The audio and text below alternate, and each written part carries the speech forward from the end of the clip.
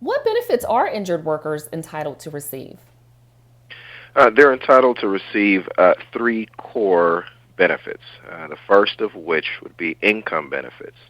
Income benefits are split out into now three types of income benefits, so stay with me. The first type of benefit that's an income benefit is called temporary total disability. The injured worker receives those benefits if they are taken out of work due to their injury, or if they're placed on light duty restrictions from their doctor and their employer is unwilling to or cannot provide a light duty job restriction that is within their cannot accommodate rather their light duty restrictions given to them by their doctor. Now, this income benefit, again, TTD, temporary total disability, is typically two-thirds of what the person makes on an average week.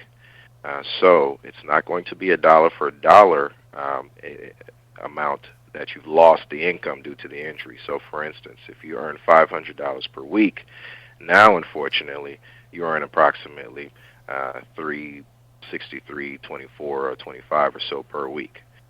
So that's something that the injured worker needs to be aware of because your bills certainly don't get minimized by two-thirds, but your income sure does.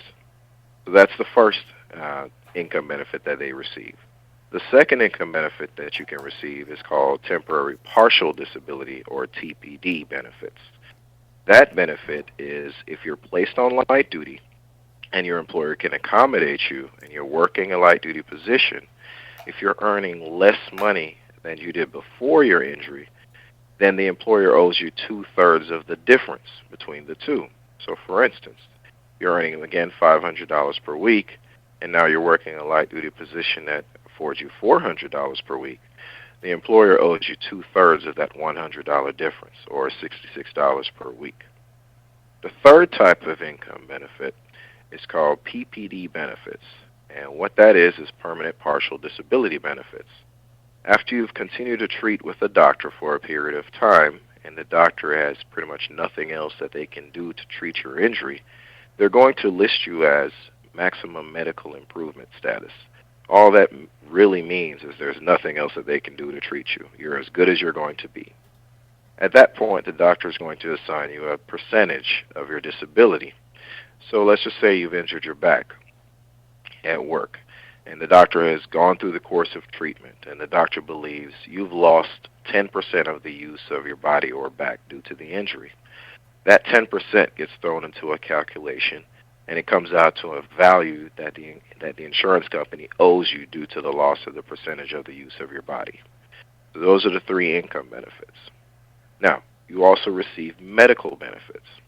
Medical benefits encompass exactly what it sounds like, medical treatment from the employer and insurance company.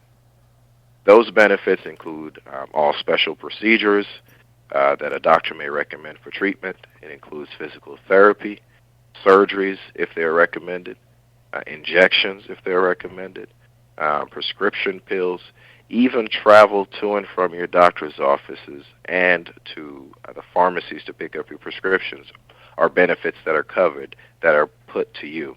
Now, obviously, the medical benefits are paid directly to the person who's providing you the treatment.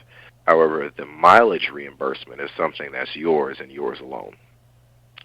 The third type of benefit that an injured worker receives, unfortunately, if someone passes away due to their injury, are death benefits. Now, death benefits encompass the cost of funeral expenses, and if there is a living minor child or perhaps a spouse, they may be due the income benefits that I've already discussed that would have been due to the person who has passed away due to their injury. So those are the three core benefits that anyone that has been injured in Georgia with a company that has workers' compensation insurance, those are the three types of benefits that someone is due.